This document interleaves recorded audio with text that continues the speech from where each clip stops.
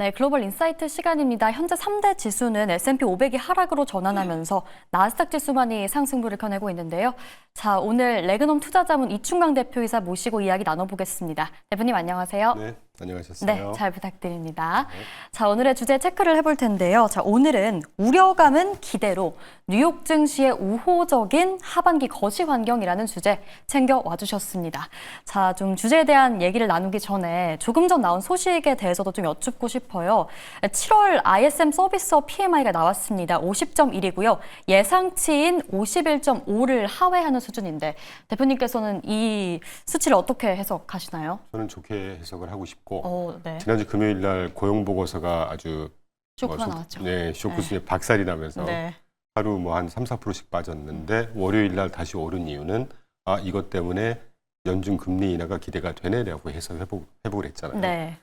제가 생각하는 하반기에 유일하게 하나 남은 잠재적인 악재 중에 하나는 관세가 지금 2.5%에서 18.3%까지 뛰었습니다. 퍼센티지 포인트로 거의 15%포인트 상승을 했거든요. 그러면 이 관세가 어떤 식으로든 경기 펀더멘털에 투영이 될 거예요.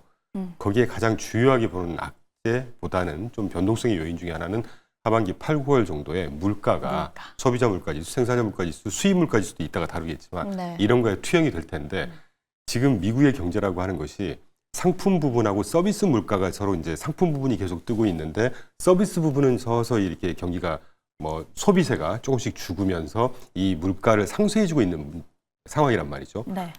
이 서비스 부분이 미국 소비의 거의 3분의 2를 차지한다고 볼 때 ISM 서비스 물론 50 이상이니까 아직 확정 국면 얘기를 합니다. 어떤 식으로든 수치가 하향됐다는 얘기는 뭐 서비스 부분의 어떤 활동 자체가 조금씩 둔화되는 거 아니겠어요? 네. 경제 활동이 둔화가 되면 수요도 그만큼 줄어드는 것이고 물가 상승 압박도 덜해지는 것입니다. 그렇게 되면 결국은 하반기에 물가 상승 압력이 조금 덜해지면서 패드컷의 명분은 훨씬 더 더해주는 거 아니겠어요? 결국은 그렇기 때문에 자본시장에는 악재보다는 총량 개념으로 볼 때 호재로 작용하지 않을까 하는 해석이 듭니다. 네. 조금 전 나온 서비스업 PMI 지수에 대해서 금리 인하에 조금 더 힘을 실어줄 수 있을 만한 일종의 힌트, 시그널이라고 볼 수 있다. 이렇게 언급을 해주셨는데요. 고용 보고서 얘기가 나온 김에 대표님의 의견을 여쭙고 싶어요. 이거를 경기 침체 시그널로 보는 좀 사람들이 많더라고요. 어떻게 보세요? 되게 좋은 멘트를 해주셨는데 제가 약간 이질적일 수 있지만 경기 침체에 대해서 제가 한마디를 꼭 하고 넘어가야 되겠어요. 네. 2022년도에 물가 잡자고 이제 인플레이션 파이트를 시작했습니다. 패드가 22년도 내내 안 좋았죠.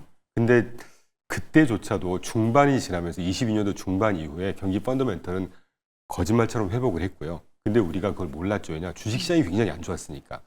그런데 그 비관론이 경기 침체론이 23년도까지도 계속 됐었습니다. 초반까지. 그때 제가 여담으로 경기 침체 없다. 금리 빠지지 않는다. 이랬던 기억이 납니다. 네. 욕을 많이 먹어가면서. 지금도 비슷해요. 경기 침체라고 하는 걸 우리가 함부로 이렇게 걸핏하면 경기 침체 이럴 만한 문제가 아니에요. 네. 저희가 내리는 미국의 전미경제연구소 홈페이지에 경기 침체 이코노믹 리세션이라고 하는 거에 정의가 나와 있거든요.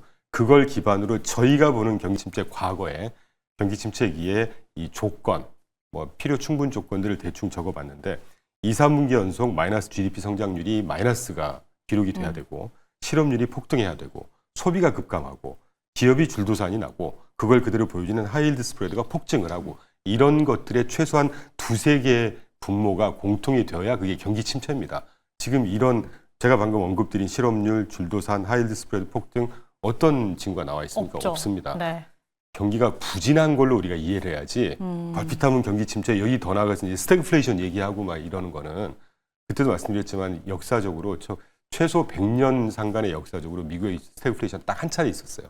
그것도 한 6개월 정도밖에 지나지 않았습니다. 그래서 이제 경기 침체에 대한 말씀을 너무 경기 침체에 막 망령에 너무 휘둘리지 마셔라라는 말씀을 좀 드리고 싶고 아울러서 지난주 금요일날 고용 보고서를 어떻게 해야 될 거냐 해석을 해야 될 거냐 사실은 제가 지난주 금요일은 방송이 없어서 이 의견을 일가를 못했거든요. 지금 보여드리는 그래프 왼쪽 그래프 중에 이 회색 그래프에 제가 빨간 점을 한 5개 그려놨잖아요. 네. 저게 이제 non-farm payroll이라고 그래서 비농업 신규 일자리 이게 5월하고 6월께 14만 7천 건에서 무려 14,000건으로 하향 조정이 됐고 네. 민간 부분 일자리 같은 경우가 7만 4천 건에서 3천 건으로 대폭 하향 조정이 됐습니다. 이걸 합쳐보니까 5, 6월 2달 동안만 25만 8천 개 일자리가 없어졌다. 이것 때문에 그날 많이 빠졌단 말이에요. 그런데 네. 이 회색 그래프 제가 점 찍어놓은 부분을 한번 쭉 보시면 이게 실제로 데이터입니다. 과거에 나왔던 이게 이 점선 그어진 요 국면에서 쑥 빠졌다가 회복하고 쑥 빠졌다가 회복하고를 반복하는 게 보이지 않으세요? 이게 좀 길면 6, 7, 8월, 7, 8, 8, 9월 여름 시즌이 다가올수록 계절성이라는 게 있습니다. 네. 우리나라하고 다르게 미국의 교사분들은 여름방학, 겨울방학 때는 실업자로 전환이 돼요.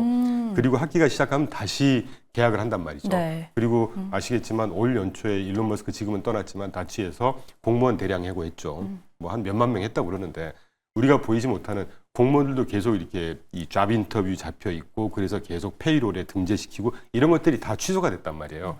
이런 거에서 나오는 일자리가 한꺼번에 계절성이 겹쳐서 그런 거지. 뭐 조심스럽습니다만 다음 달에 발표되는 이 비농업 신규 일자리 분명히 지금보다는 대폭 또 개선되는 걸로 나올 겁니다. 왜냐? 적어도 최소 10년, 20년을 보면 패턴이 그렇거든요. 그러니까 이것 때문에 결국 우리가 이미 지났으니까 편하게 말씀드리지만 금요일 날 이것 때문에 빠졌던 거 월요일 다시 다 회복해버렸잖아요. 그렇죠. 원상복귀 됐죠 지금. 네. 그래서 이제 그런 생각. 그래서 이거하고 결부돼서 아까도 말씀드린 대로 경기 침체에 대한 또는 노동시장발 경기 침체 너무 그렇게 뭐 패닉 내지는 우려하실 만한 문제는 아니다. 이 정도 해석할 수 있을 것 같아요. 네, 7, 8월 약간의 계절성의 영향이다 이렇게 언급을 해주셨는데 경기 침체보다는 경기 부진으로 봐야 될 것 같고요. 뭐 그럼 고용 시장은 일단 그렇다 치고 물가는 어떻게 보셨어요? 물가는 확실히 네. 지난주까지 이제 PCE도 발표됐고 지금 보시는 대로 제가 PCE는 안 갖고 왔습니다. 그냥 근원 상품 서비스 물가 이렇게 쭉 통계치를 보여드리더라고. 헤드라인 수치가 코어는 연간으로 2.8, 2.8 동일했고 네. 문제는 이제 그 헤드라인 연간이 2.6인가에서 2.8로 살짝 떴습니다. 이게 연간이라는 측면에서 확실히 이제 이 관세에 따른 물가가 반영이 되기 시작하는 것 슬슬, 같아요. 네. 그래서 제가 지금 보여드리는 차트가 미국의 수출입 물가를 한번 보자는 거죠. 왜냐하면 관세라고 하는 게 수입되는 물건이 통관이 되면 그때부터 적용이 되는 게 관세란 말이죠. 네. 지금 이 빨강색이 이 연료를 제외한 수입 물가, 이 빨강색이 지금 보시면 작년 말 올 연초부터 점점 쭉 상승을 하고 있잖아요. 그러면 수입 물가가 상승한다는 얘기는 수입이 된 물건이 생산자들한테 전달이 되고 생산자들이 다시 배포를 하고 그래서 소비자한테 매대에 진열을 하고 이렇게 해서 공급망에 따라서 쭉 물가가 전이되는 것인데 그래서 여담으로 제가 한 8, 9월 달 정도가 이제 아까 모두에도 이 물가가 잠재적인 어떤 변동성의 요인이 되지 않을까. 확실히 물가는 예의주시해야 되는 상황인 것 같습니다. 네, 지금 상황에서 시장은 물가 지표에 좀 집중을 해야 된다 이렇게 네. 언급을 해주셨는데요. 뭐 PC나 어쨌든 고용 지표 같은 경우에는 그래도 잘 지나간 것 같았는데 고용 보고서 때문에 지금 9월 금리 인하에 대해서 뭐 비컷을 해야 된다 이런 얘기까지 좀 나오고 있더라고요. 어떻게 보시는지 궁금합니다. 저는 좀 냉정을 잃지 말아야 될 것 같아요. 경제라고 하는 게 수만 가지의 재료가 뒤섞여 있고 믹스가 돼서 반영을 하는 거란 말이죠. 네. 그 중에 뭔가가 저도 지금 이해가 안 됩니다. 이게 BLS라고 하는 그 미국 고용 통계청인가요? 네. 거기서 발표를 하는데 이게 어떻게 이렇게까지 큰 그러게요. 늘 조금의 조정은 있어요. 그런데 거의 10만에서 20만 개의 일자리가 그러니까 이제 트럼프가 그 고용청장인가를 뭐 이렇게. 해고를 했지 않습니까? 네. 명분은 있다고 봅니다. 이렇게 큰 차이가 나버리게 되면 BLS 데이터를 어떻게 신뢰를 하겠어요? 어쨌건 문제는 이 고용 시장이 우리가 아까 말씀드린 대로 여러 가지 지표가 있기 때문에 고용 시장 같은 경우는 미국 지표 중에 가장 중요한 2개 중에 하나입니다. 네. 그래서 저희 같은 경우는 고용 시장 고용 보고서뿐만이 아니라 ADP 민간 고용 보고서, 부인 이직 보고서라고 하죠. 졸투 보고서, 그리고 매주 발표되는 내일 발표되나요? 목요일마다 발표되는 주간 실업수당 청구 건수, 이 4가지를 가지고 인라인한 어떤 추세를 보여주는지를 봐야 됩니다. 근데 그 중에 사견임을 전제로 제가 가장 신뢰하는 노동 지표는 주간 실업수당 청구 건수예요. 매주 네. 목요일날마다 발표. 이거는 페이롤, 그러니까 그 뭐라고 할까요? 우리나라로 말하면 급여 뭐 이렇게 등록하는 그 시스템에 실제로 나오는 데이터를 그대로 반영하거든요. 그러니까 거의 조정이 없습니다. 추세를 그대로 보여주고. 그런데 네. 공교롭게 지난주에 딱 요 4가지가 한꺼번에 발표됐는데 고용보고서 빼고 나머지 구인이직 보고서, ADP 민간 고용 보고서, 주간 실업 청구 건수는 고용 일자리가 그렇게 큰 폭의 하향인 조정이 없는 추세를 보여줬단 말이에요. 그렇기 때문에 고용보고서 비농업 신규 일자리가 다음 달에는 회복이 될 거다라는 생각을 하고 있고 그래서 그렇게 뭐 죄송합니다. 크게 우려할 만한 문제는 아니다. 어쨌든 고용에 관련된 지표들이 좀 하나로 이렇게 인라인되는 좀 네. 일관된 모습을 보여야 하는데 그렇진 않았다. 일단 7월 고용 보고서만 그랬기 때문에 네. 앞으로의 전망을 좀 지켜보는 게 조금 더 중요하겠네요. 그렇게 크게 우려할 만한 상황은 아니지 않을까 하는 생각을 조심스럽게 해보고 있습니다. 네. 그러면 미 국채 관련해서도 여쭙고 싶습니다. 2년물 국채 금리가 이 금리 인하 가능성 때문인지 좀 폭락을 했더라고요. 뭐 그러면은 앞으로 트럼프가 단기물 위주로 채권을 막 발행하겠다고 했는데 그럼 이건 트럼프 입장에서는 좀 좋은 소식 아닌가요?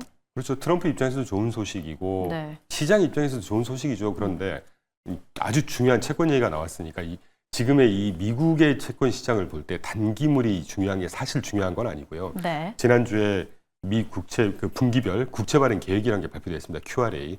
굉장히 중요한 이슈였는데 다행히 트럼프나 스캇 베세트가 얘기했던 대로 금리에는 크게 문제 없는 식의 계획이 발표가 돼서 역시 확실히 정책을 정교하게 잘 펴고 있구나라는 생각을 개인적으로 했고 뭐 중요한 문제긴 하지만 문제가 없기 때문에 넘어가시죠. 네. 제가 하나 보여드리고 싶은 것은 바이 아메리카 어게인이라는 차트를 제가 꼭 갖고 왔는데 우리가 한 두세 달 전만 해도 4월 8일 날 그 전점 아니었습니까? 4월 8일 날 관세 때문에 막 완전히 고꾸라졌다가 V자 반등. 네. 그때까지만 해도 뭐 셀 아메리카다, 미국의 국채는 끝났다, 뭐 재정 적자 때문에 이제 난리가 날 거다. 네. 늘 그런 목소리가 있어요. 참 안타까운데 네. 그걸 제가 한번 불식을 시켜드리고자 갖고 온 게 연초 이후에 주요국들이 그래프가 밑으로 떨어지는 거는 미국의 국채 잔고가 떨어졌다는 얘기고 올라갔다는 얘기는 국채를 더 샀다는 얘기입니다.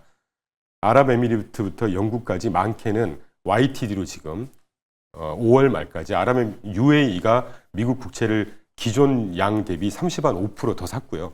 프랑스가 13%, 노르웨이가 19% 가까이 샀고 다만 사우디아라비아가 연초 이후에 미국 국채를 마이너스 7% 정도로 줄였고 중국이 대거 미국 국채를 팔았다 뭐 이런 얘기 나왔었잖아요. 0.3%밖에 안 팔았어요.